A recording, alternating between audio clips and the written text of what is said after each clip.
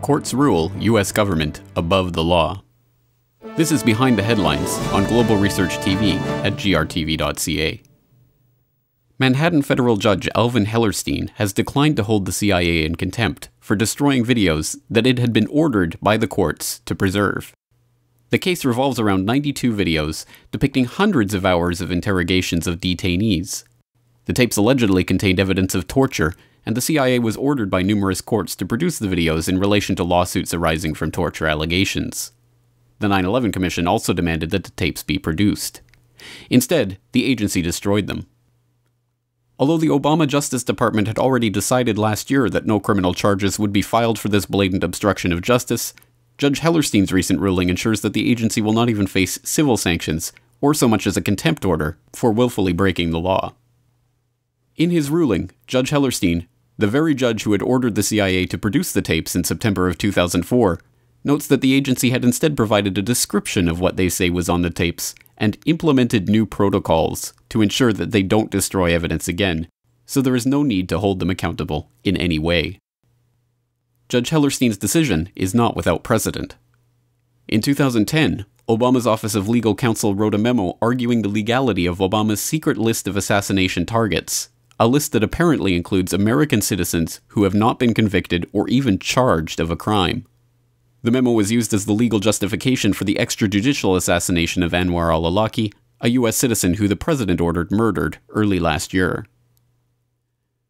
Now, the Obama White House is arguing that they don't even have to show the justification for ordering the unconstitutional assassination of one of its own citizens. You were asserting that he had operational control of the cargo plot and the Abdul Muttalib plot.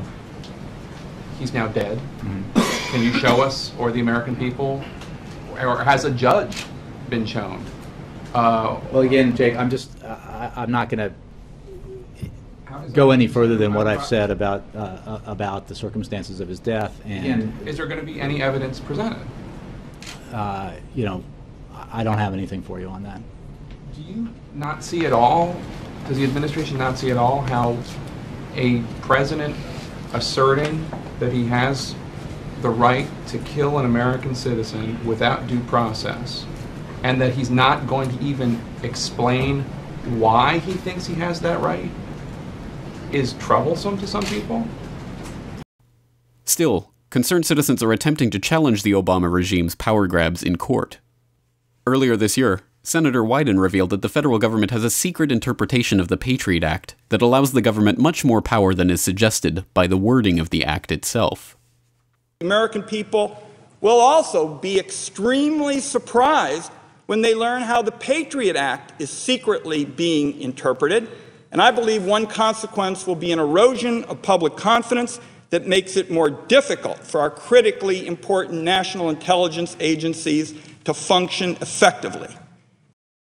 When Charlie Savage of the New York Times filed a Freedom of Information Act request for the interpretation, he was denied on the basis that the interpretation itself is classified. Last week, Savage and the Times sued the federal government for refusing to release the documents. The case is currently before Judge William Pauley of the U.S. District Court. For more on this story and other breaking news and current events, please go to globalresearch.ca. For more research and analysis by James Corbett, please go to corbettreport.com.